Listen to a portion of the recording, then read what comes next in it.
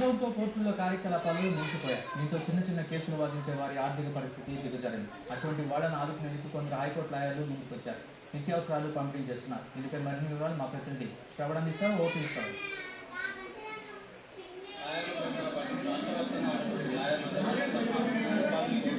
ఈ నెల 14 వరకు కూడా లాక్డౌన్ హైకోర్టు రాష్ట్ర వ్యాప్తంగా ఉన్నటువంటి అన్ని కోర్టులు కూడా ఆదేశాలు ఇచ్చింది. ఎలాంటి కార్యకలాపాలు సాగిస్తున్నారంటే చిన్న లాయర్లు అంటే 5 లాయర్లు కానీ జూనియర్ లాయర్లు కానీ అందుకే కూడా వాళ్ళ ఇబ్బందులు న్యాయవాదులు జూనియర్ న్యాయవాదులు గత 4 రోజుల సంఖ్య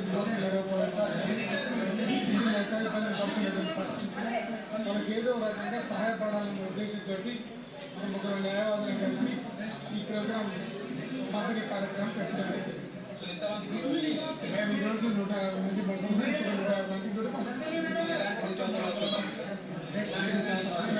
బియ్యం 2 కిలోల పప్పు కారం పసుపు ఉప్పు తర్వాత ఆయిల్ చింతపండుతో సహా అన్ని పంపిణీ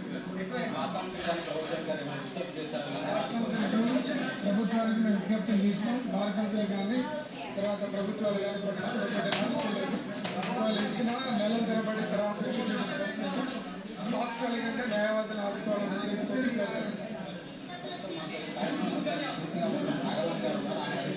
చెప్పండి కార్యక్రమం ఎందుకు చేస్తున్నారు, ఎందుకు చేయాలండి?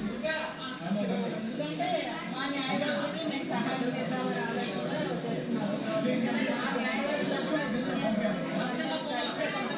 జూనియర్ ఫైనల్స్ బిఫోర్ వచ్చినారు. అలాగే కేసులు లేని వాళ్ళు పోతు మాకు లాక్డౌన్ వచ్చింది. ఎక్కడ 30 పొడిగించారు. ఇంత మీన్ టైం మనకి ఏం ఆధారం